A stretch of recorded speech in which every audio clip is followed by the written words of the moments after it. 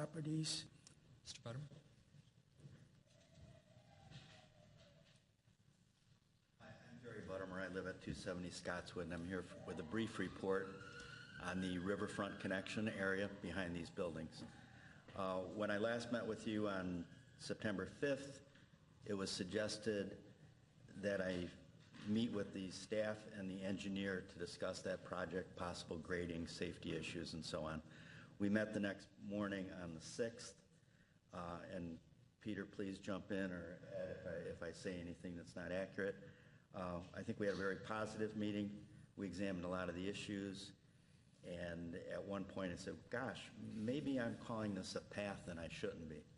This isn't anything that we intend to build. This is a way to get from point A to point B. And we concluded that we're really talking probably about 3 landscaped areas, and that puts it in a different category than a public trail or a public municipality sidewalk. So the tentative conclusion or discussion at that point was these could be areas that are just turf. If someone chooses to walk across them, they can do that, but it would achieve the objective of getting a connection to the river and opening up the views. It was also suggested that I talk to the Landscape Advisory Commission. I met with them on the 10th. I also met with the Library Board on the 10th, followed up with the Preservation Commission on the 12th, along with I attended the Economic Development Commission, also on the 12th.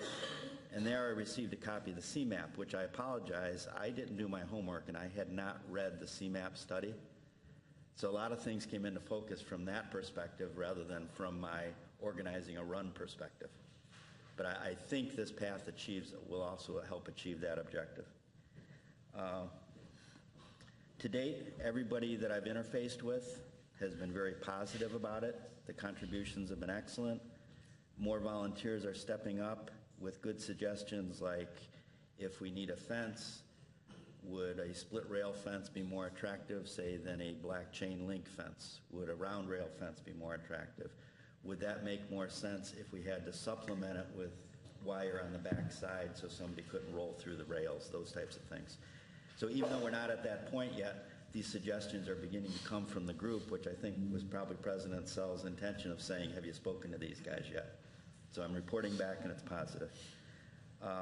We also got a lot of recommendations about different types of vines, perhaps native sedges and grasses that could be grown on the riverbank, where we're currently in the process of removing the weed trees. Above and beyond the Call of Duty award probably should go this week to Mike Collins, our village forester. I was begging him at the last minute because we don't want to cause any noise or cutting this weekend with the Olmsted Society's Fred weekend. Mike came over, marked a half a dozen plants for saving, said go ahead, we can begin to work on the others.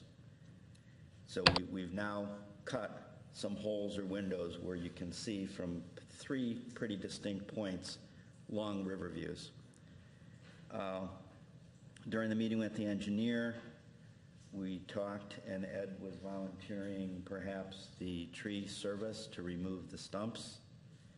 And we talked about a fence, and he also volunteered the village's material, and we volunteered the labor to run it the entire length. At the conclusion of the meeting, we were talking about turf. I've had further meetings with Tom Lupfer from Lupfer Landscaping. He's saying turf would be a logical extension perhaps by the library, but maybe not spend the money in this long stretch behind the village hall. And he was saying if we've got wood chips, if we treat the area, remove the stumps, treat the area, make it safe, and then put down wood chips, that'd be a great fall start to eliminate weeds for the spring. And if somebody wants to walk over wood chips, of course, that's a decent surface. I brought a little 2-minute clip to show. We don't have a projector, so I won't take your time with it. But tomorrow I'll send you an email with a link to it, and you can go online and see it. And that's my report. I'd be happy to answer any questions. Trustees? Sounds like things are moving at pace. And I would like your permission to work with Peter and Ed and install that fence. continue to, after the Olmsted Society, to continue to cut on the lower bank. Mike's email to us, and I put a little video out there to identify the plants. There are a couple of beautiful willows that have been buried in the weeds by the side of the library. So we kind of open those up, save the willow, but remove some of the weeds so you can begin to appreciate what's really there and has been hidden. So those things make sense. We are being sensitive to a couple of viburnums, a crabapple tree, but 99% of the rest is just weeds. I think you really noticed it this week during the farmers market. In the back of the parking lot, you could see the work. You know, when people were walking back there, you could look down and actually see the work. Yeah. I mean, with regard to the fence question, though, since that's hardscape, that would be something that would have to be presented to LAC and preservation.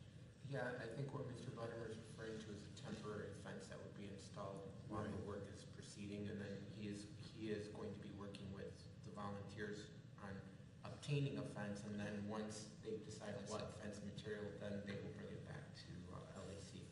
And one of the things I did at the Plan Commission was to ask them, I'm sorry, it was at the Preservation Commission. Plan was canceled, but the intention was to ask them to prepare some input. Tell us what the code is, and we will need Bob Carraher to tell us what the code is before we can really plant a fence. I think I know what it is, but I'd like to confirm it with the experts before we get too far along. I think we haven't made mistakes yet, and I don't think I think the community's reaction, those few that have seen it, has been positive, but what are you folks hearing? I think it's progressing very nicely. Positive, very positive. Okay. Thank you very much for all your work, Jerry. Oh, it's not me. Believe me, I'm the last guy to do the work. We got some great volunteers, and the staff has been terrific. Thank you. Okay. Thanks, Mr. Butterman. Anyone else?